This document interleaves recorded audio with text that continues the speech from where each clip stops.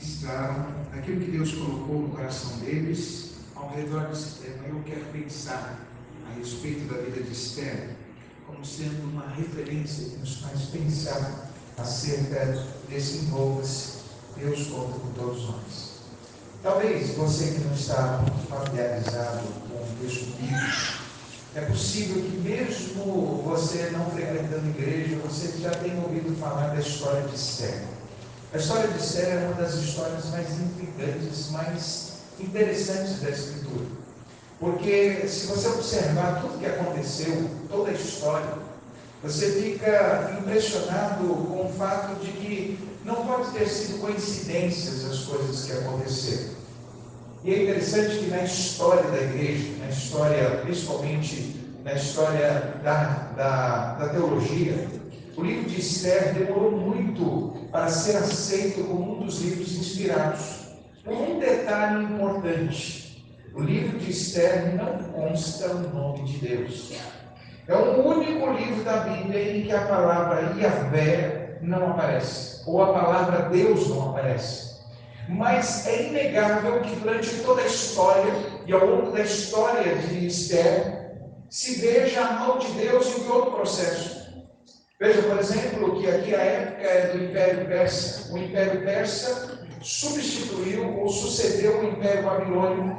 Você conhece a história bíblica, você sabe. Depois que o povo foi exilado para a Babilônia, Deus fez uma obra muito grande e usou Ciro, o persa, para entrar na Babilônia.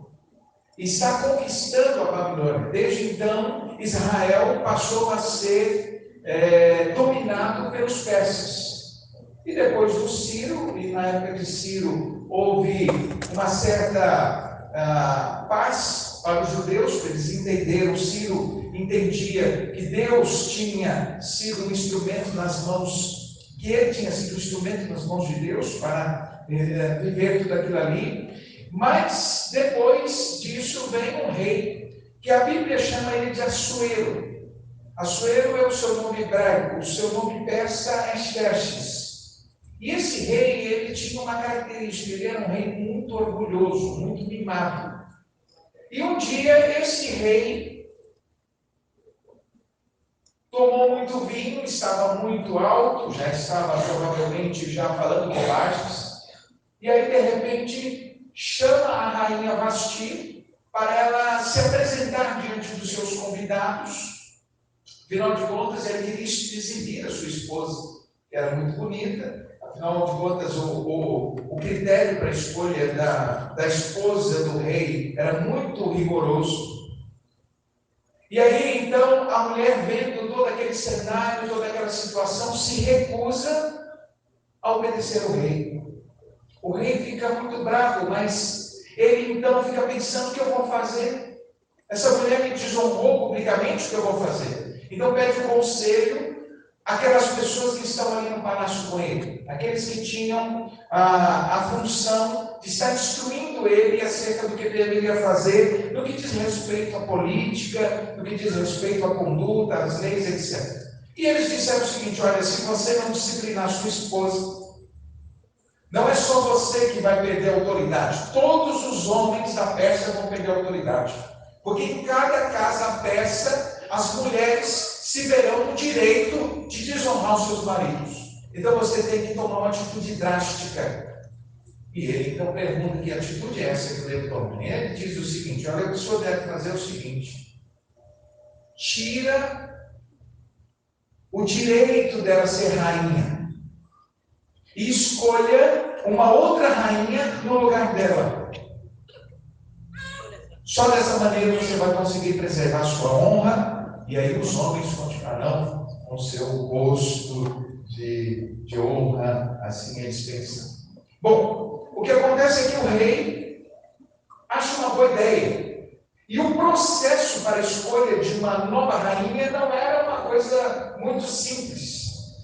Era um concurso, como se fosse um concurso de Miss Universo, onde todas as virgens, as moças mais bonitas de toda a província, meio que a história de Cinderela, todas as moças de toda a província, as moças mais famosas, Elas eram então convocadas, querendo ou não, para se apresentarem no palácio.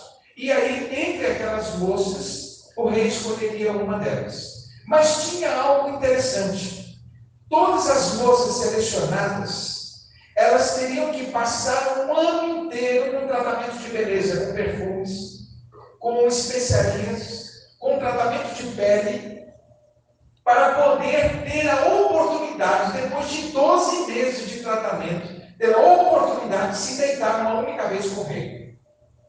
E normalmente as concubinas, que não eram a esposa, eram mulheres que ficavam no harém e elas eram usadas, me perdoe a expressão, mas é aquela que eu acredito que seja mais dentro do que acontecia. Essas mulheres eram usadas uma única vez na vida e não podia ser tocada por nenhum outro homem porque ela pertencia ao rei, mesmo que o rei tivesse uma única relação com ela. Ela viraria propriedade do rei e as moças ficavam lá. No harém do rei, nenhum homem poderia tocar, e o rei tinha, então, na maioria das suas concubinas, ele se deitava com elas uma única vez. Mas a sua esposa, essa tinha o direito, então, de ser rainha e tinha o direito de estar no palácio. Quanto Esther, para você saber quem era esse Esther, Esther foi uma das moças que trouxe, uma das judias, junto com o povo judeu, que foi trazida, exilada de Israel para a Babilônia. E, com certeza, por conta disso, ela não era qualquer mulher. Ela era uma mulher que pertencia à parte nobre dos judeus, porque, afinal de contas, na hora que os babilônios foram trazer para Babilônia, eles trouxeram o que havia de melhor. E diz o texto que ela era órfã de pai e mãe. Muito provavelmente, os pais de Esther devem ter sido mortos nesse processo. E quem a criou foi o seu primo ou tio. Em algumas traduções da Escritura, o termo hebraico da ideia fica meio confuso, se era o tio ou o primo, mas o mais certo é que seja um parente próximo dela.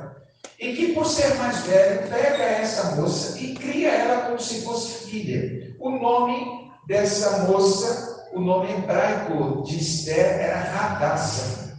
O Esther é o nome babilônico, que significa estrela. Mas a Hadassah, que era essa moça, então foi criada pelo seu tio. E quando teve então esse concurso, o seu tio Mardoqueu, percebendo que ela era muito bonita, disse: olha, é a sua oportunidade. Vai lá.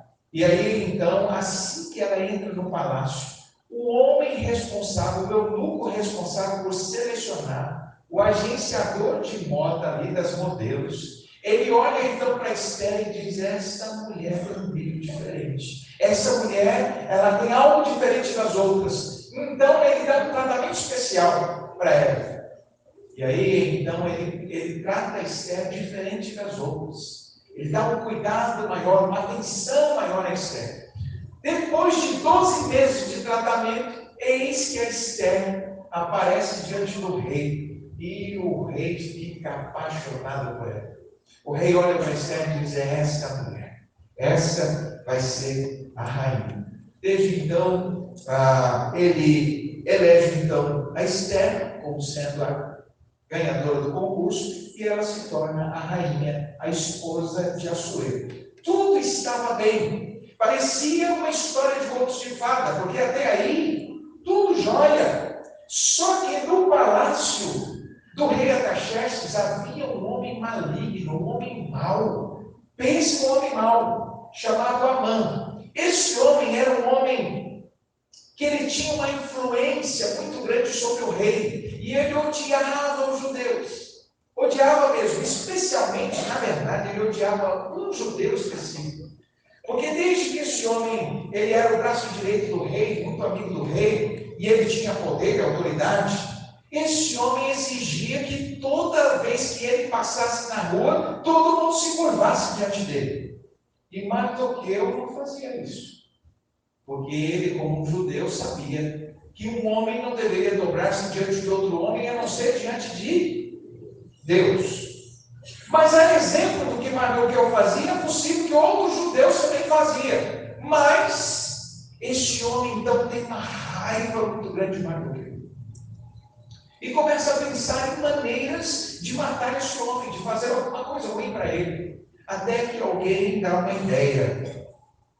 Olha, fale para o rei, converse com o rei, você que tem esse ser chegado no rei, converse com ele e diga para ele que esse povo judeu que está aqui no Império, esse povo não é confiável e que a qualquer momento ele pode levantar uma revolução contra vocês e não é bom que esse povo esteja assim. Vamos fazer o seguinte, assine o decreto para a gente mandar matar todos os judeus. E ele estava pensando assim, a vingança dele estaria pronta. O rei, que era um rei marionetado, não era um rei que pensava, era um rei que ouvia muitos outros sem reflexão. O rei disse, olha, eu vou fazer isso, se você está dizendo, eu vou fazer isso. E assinou um decreto. Então, dando a ele a autoridade para fazer isso, e marcou uma data. Então, estava tudo certo para todos os judeus morrerem. Até que então Mardoqueu, quando sabe desse tipo de coisa, manda o emissário a Esther e diz assim, Esther, é o seguinte, está acontecendo isso. O rei assinou um decreto, todos nós vamos morrer, a não ser que você faça alguma coisa. Esther, quando observa essa carta, esse recado do seu tio, diz, o que eu posso fazer? Faz 30 dias que o rei não me chama à sua presença, e qualquer mulher, e qualquer pessoa que chegar e entrar na parte interna onde o rei está sentado, se não for com autorização do rei, e ele não estender o seu cetro, então aquela pessoa que adentrar vai morrer. E deu esse recado. Mardoqueu recebeu o recado, porque até então não tinha WhatsApp nem nada, era por emissário. Ele recebeu esse recado e diz assim, volte lá e diga para a rainha o seguinte, se você não fizer, o Senhor dará livramento por meio de outra pessoa, mas não pense que você escapará, porque você está no palácio. Além disso, lembre-se do seguinte, é possível que foi exatamente para isso que você foi colocada na posição de rainha. Ela então, recebendo essa mensagem do seu tio, diz o seguinte, volta e diga para ele, para que todos os judeus em toda parte jejuem durante os próximos 3 dias, porque afinal de contas, eu vou falar com o rei. E seja qual for o resultado, se tiver que morrer, vou morrer, mas eu vou falar com o rei. O que acontece dessa história é que, de fato, isso acontece. Ela então entra na presença do rei depois de 3 dias. O rei vê a rainha se aproximando, todo mundo já assustado, porque afinal de contas não era comum, a não ser que ele pronunciasse, que ele chamasse a rainha. Quando a rainha aproxima, os guardas já se aproximam para avançar em cima dela, ele estende o seu cetro. Ela toca com a ponta do cetro, como que dizendo, o rei permitiu que a rainha viesse. Quando a rainha se aproxima, o rei diz para ela, o que é que você quer? Pode pedir o que for. Olha como Deus já estava trabalhando no coração dele. Pode pedir o que for, qualquer coisa que você quiser. Até metade do meu reino eu te dou. Então, o rei, a Esther diz o seguinte, olha, eu só queria uma coisa. Eu queria um jantar especial, que você convidasse para esse jantar o Amã, porque o Amã era o cara que estava provocando tudo isso. Então eu quero um jantar e eu quero que o Amã esteja presente. Muito bem, marcou o jantar, só que nesse inteirinho, o Amã, já achando que os seus planos iam se concretizar, o que ele fez? Ele mandou fazer uma forca de 20 metros de altura para pendurar o Mardoqueu. Estava tudo preparado. Vai morrer todo mundo e eu vou pendurar o desgraçado na forca e aí todo mundo vai ver. E aí, então, naquela noite, um dia antes disso acontecer, olha só, um dia antes disso acontecer, o rei não consegue dormir. Alguma coisa tira o sono do rei. E aí, então, para se entreter, como não havia televisão, não havia internet, não havia nada, o rei diz assim: me traga as atas, os livros das crônicas. E justamente naquela noite, então, ele começa a ler os livros onde estão registradas as coisas do reino, e ele encontra uma parte lá que diz a respeito de um homem que denunciou uma conspiração que estava acontecendo para tirar a vida do rei. E esse homem era um Mardoqueu, porque ele ficava próximo ao palácio até para poder vigiar como estava a sua sobrinha, a sua parente lá. E aí ele ouviu então os soldados conspirando, avisou para Esther, Esther avisou para o rei, e foi tudo registrado. Olha a importância da ata. Foi tudo registrado na ata. E aí então o rei diz assim: o que foi feito com esse homem que preservou a vida do rei? E aí os seus guardas disseram: olha, não fizeram nada. Não fizeram nada.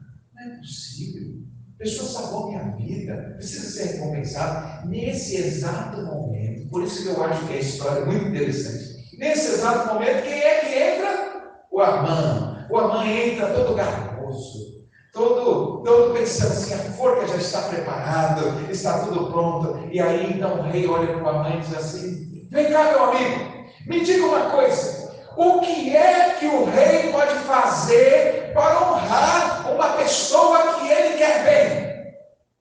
Aí o Amã pensando: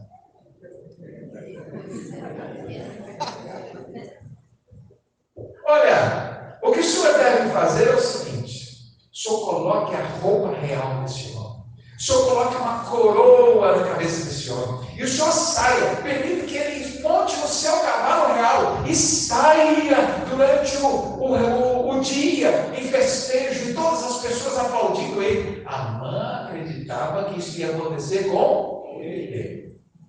E aí o rei então disse assim: cara, você tem razão, eu vou fazer isso. Então, vamos fazer o seguinte: já que você deu a ideia, é você que vai agilizar isso para mim. E ele disse assim: quem é o homem? É o Mardoqueu. Então imagine que Amã sai de lá e tem que vestir o Mardoqueu, colocar o Mardoqueu no cavalo e incitar as pessoas para bater palma para ele, o cara que ele odiava. Mas a história não termina aí. Passando isso, e aí então chega o dia do jantar.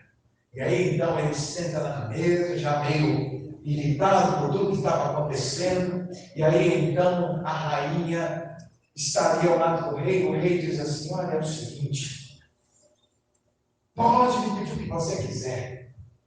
Até metade do meu reino você pode pedir. E a rainha disse assim: meu rei, eu só quero que o senhor faça uma coisa, que o senhor preserve a minha vida e a vida dos meus irmãos. Como assim preservar a sua vida? Porque alguém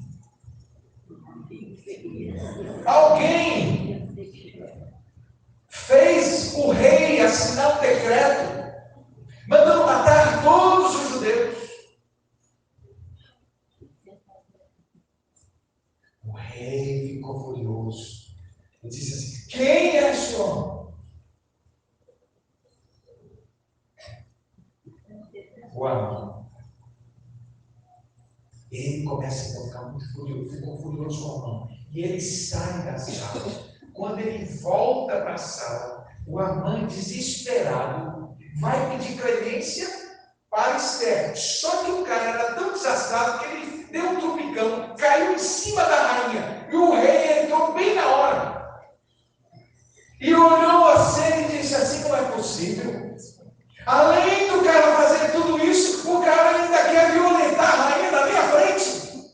E aí então pergunta para quem está: o que é que eu vou fazer com esse homem mau? Aí alguém sugeriu para ele: é o seguinte, tem uma forca de 20 metros lá fora que ele fez, e o senhor não vai acreditar, ele fez essa forca justamente para matar O cara que te protegeu. Puxa. Resumo da história. O Amã foi pendurado na forca que ele preparou para Mardoqueu. Então você fica assim, mas tudo bem, eu poderia ter lido os 10 capítulos de Esther, eu poderia ter sabido de toda essa história, mas há 3 coisas aqui que eu quero compartilhar com você. O que isso tem a ver com a gente? Primeiro, tem a ver com algo sobre Deus, e as outras 2 coisas têm a ver com a gente. A primeira coisa sobre Deus é que fica claro nessa história que por trás daquilo que os homens fazem, por trás da história que as pessoas escrevem, por trás daquilo que planejam as pessoas, existe um Deus soberano.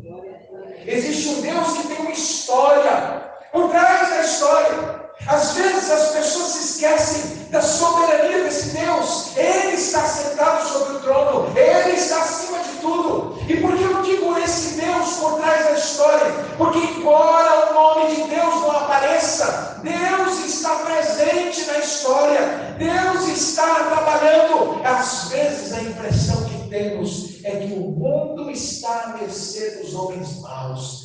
E às vezes a gente imagina assim, puxa, cadê Deus? Olha o que está acontecendo, olha a maldade, olha o que estão dizendo que vão fazer, olha o que estão dizendo que vai acontecer. Deixa eu te dizer uma coisa, Deus continua no trono e é Ele quem escreve a história. Por mais que pareça que os homens estejam no controle, Deus está sentado no seu trono. É Ele que está por trás dos bastidores da história. Deus não vai permitir que o mal venha sobre o seu povo sem que Ele faça alguma coisa. Isso, meus irmãos, me chama a atenção. Porque Mardoqueu disse para Esther: se você não fizer, o livramento vai vir de outra parte, porque Deus não vai permitir que isso aconteça sem que Ele trabalhe em favor do seu povo. Quantas vezes nós nos esquecemos do Deus que trabalha nos bastidores? Tantas pessoas achando que são eles que mandam, são eles que estão no controle. Eu vou fazer o que eu quero, eu vou fazer o que eu quero, vou prejudicar essa pessoa. Quantas vezes as pessoas nos prejudicam no trabalho, na faculdade, nas outras coisas, e pensam assim: esse crente, ela é uma boba, ele é um bobo, Deus não está vendo, olha o que eu estou fazendo, estou prejudicando, olha a forca que eu preparei para ele. Mas saiba de uma coisa, Deus peleja pelo seu povo, e não existe nada que um malvado possa fazer sem que Deus intervenha para proteger os seus. A Bíblia diz: eis que na palma das mãos te tenho gravado, e os seus muros estão constantemente diante de mim. Os olhos do Senhor estão por toda parte. Não há ninguém que atente fazer mal para o seu povo sem que Deus intervenha de alguma maneira. Porque talvez você diga assim: mas aonde Deus interviu? A pergunta que eu te faço: quem é que fez o rei acordar no meio da madrugada? E por que ele abriu justamente naquela página? Deus está presente, por mais que você não veja, por mais que você não perceba. Saiba, Deus está nos bastidores. Ele não vai permitir que as pessoas pisem em nós, que as coisas aconteçam sem que Ele se manifeste. Meus irmãos, eu fiquei impressionado. Os crentes ficam pensando: nossa, cadê o Senhor? O Senhor está trabalhando. Fique tranquilo, porque o final da história Deus vai escrever. E com certeza a forca não será para você. Não será para você. Essa é a primeira coisa que fica clara para mim. Mas há 2 coisas sobre nós e aí tem a ver com Deus. As 2 coisas que eu quero mencionar aqui. A segunda coisa é a seguinte: a história de Esther deixa claro que Deus tem um propósito na nossa vida.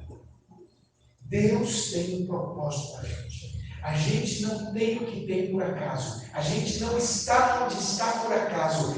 Deus nos colocou em lugares estratégicos, porque Deus tem a intenção de abençoar vidas através da nossa vida. É impressionante, meus irmãos, o que Deus diz por meio da boca de Mordecai ou Mardoqueu, a sua prima Esther. Ele diz o seguinte: não se esqueça que é possível que foi para um propósito como esse que você foi colocado neste lugar. Isso quer dizer o seguinte: Deus não faz nada por acaso. Se você sabe o que sabe, se você tem o que tem, se você mora onde mora, se você está onde está, pode ser que seja propósito de Deus para cumprir a sua vontade de abençoar pessoas através do lugar onde você está. Meus irmãos, toda uma nação foi preservada por causa do fato de que Esther estava no trono. Muitas vezes nós nos esquecemos disso. Deus tem o seu momento, Deus está escrevendo a sua história, mas Ele quer escrever a sua história através da minha vida, através da minha vida. Nós cantamos hoje pela manhã: vem, Senhor, escreva a sua história através da minha vida. Esther tinha consciência, mas o que eu disse: você não está aí por acaso, você não está nesse trabalho por acaso, você não está nesse plano por acaso, você não recebeu essa beleza por acaso. Deus tem um propósito com isso. Você foi chamado para fazer parte do que Deus está fazendo no mundo. E meus irmãos, isso tem a ver com a gente, porque quando o tema da igreja envolva-se, Deus coloca em cada um de nós. No momento em que eu vi essa frase, o Espírito Santo de Deus disse para mim: há muitas pessoas que eu permiti que estudassem, que eu permiti que tivessem consciência, que eu permiti que tivessem em lugares estratégicos, porque eu quero usar essas pessoas, mas eles ainda não perceberam.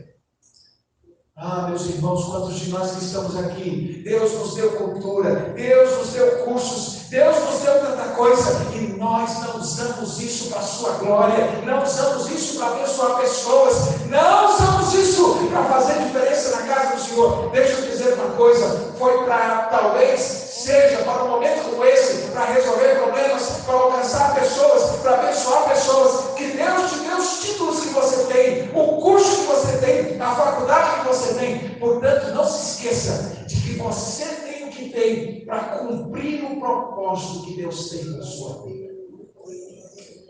Há muitas pessoas que estão desfrutando do palácio, estão desfrutando das coisas que Deus deu, sem perceber que tudo que temos e tudo que somos, só nos foi dado para cumprir o propósito que Deus tem para a nossa vida.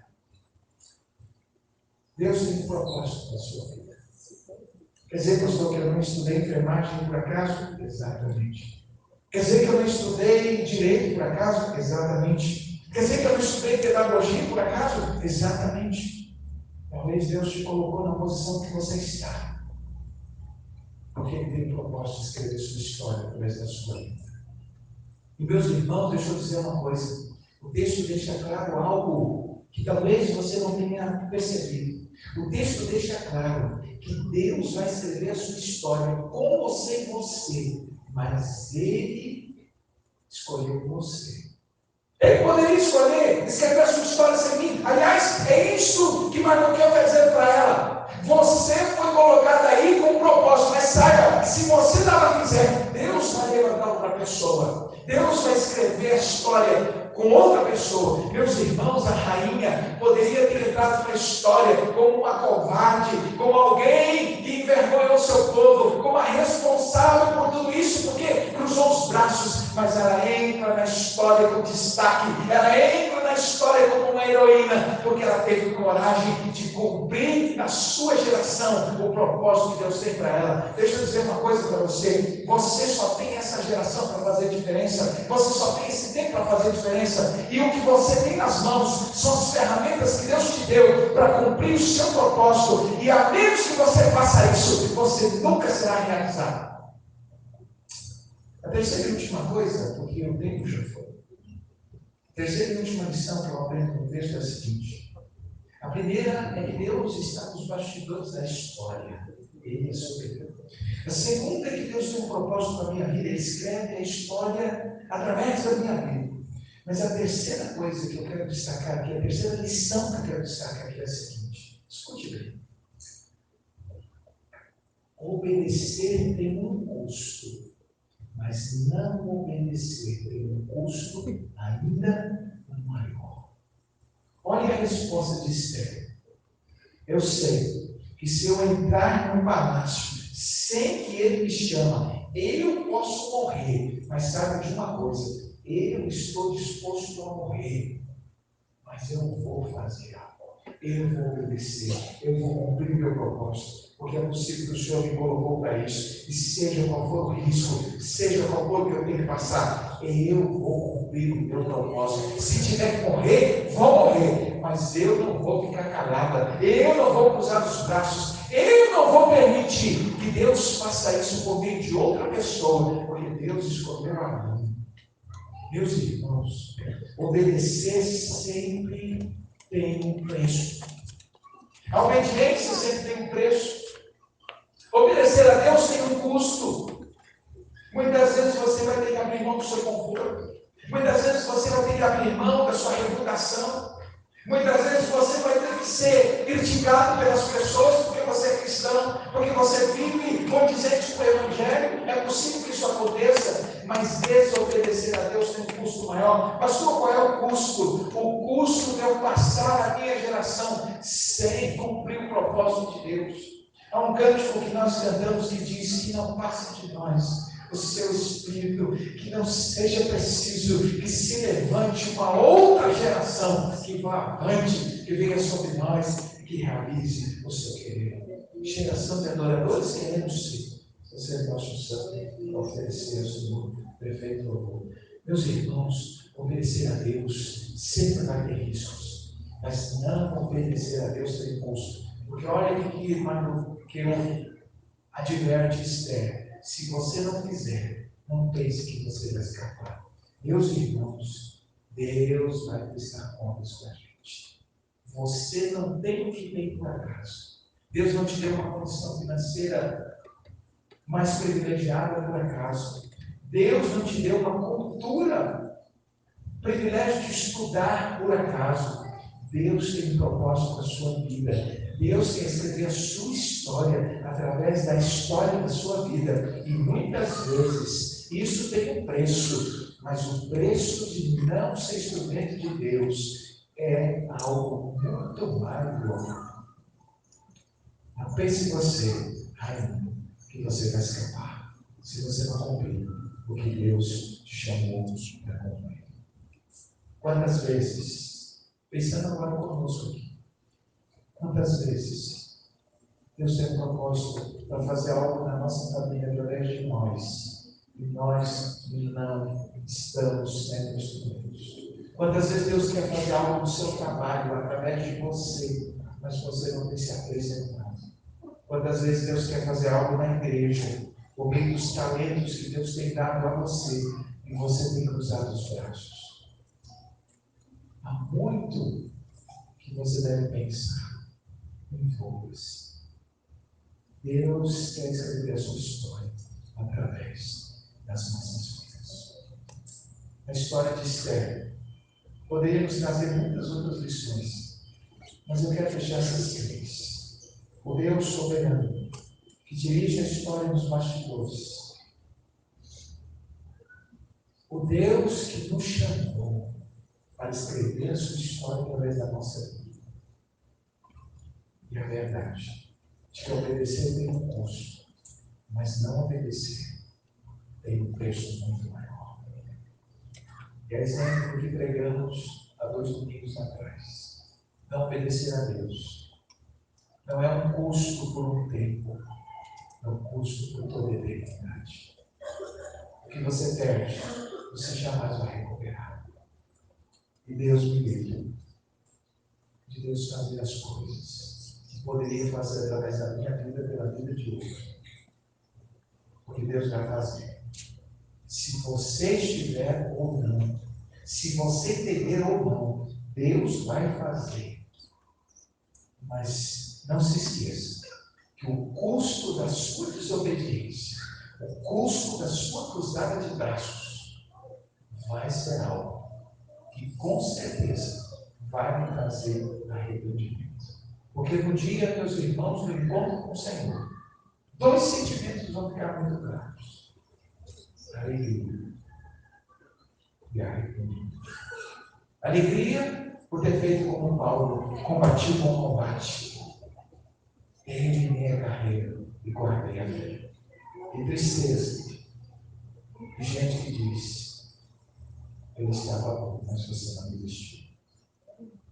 Eu estava preso, mas não costeiro. Eu estava com fome, mas não me deste de comer. Estava com sede, não me deste de beber. Estava nu, não me vestiste.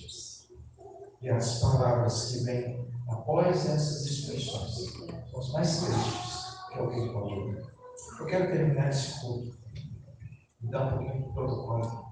Eu gostaria que nós cantássemos o hino que nós cantamos pela manhã, igreja. E vamos cantar a igreja. E eu quero que enquanto nós cantamos, vamos nos colocar em pé, nós vamos encerrar o culto. Enquanto nós cantamos a igreja, eu quero que você preste atenção na letra e que você medite nisso. Que nós estamos aqui para que Deus escreva a sua história através da nossa vida, assim como Ele fez com Esther. Esther, uma moça órfã de pai e mãe, Deus usou essa mulher para escrever a sua história. Que privilégio Deus usar a minha vida para escrever a sua história. Deus usar a sua vida para escrever a história dele. É esse o propósito de Deus. Não importa quem você é, não importa se você é pobre, se você é uma escrava, não importa se você não tem pai e mãe, não importa. Quando Deus te chama, Deus escreve a sua história através da sua vida. E sabe qual é o final da história? É quando o nome de Deus é glorificado. Porque com tudo isso, no Império Persa, ficou claro uma coisa: a boa mão do Senhor estava sobre a vida de Esther, estava sobre a vida de Mardoqueu, está sobre a vida dos judeus, estão sobre a vida daqueles que servem a Deus. A boa mão do Senhor está sobre a nossa vida, e ai daqueles que se levantarem contra aqueles que são cuidados por Deus. Somos as meninas dos olhos de Deus. Que pena que o diabo é tão ousado que usa as pessoas para fazer isso, sem saber que o Senhor protege os seus. O anjo do Senhor acampa-se ao redor dos que o temem e os guia. Vamos cantar.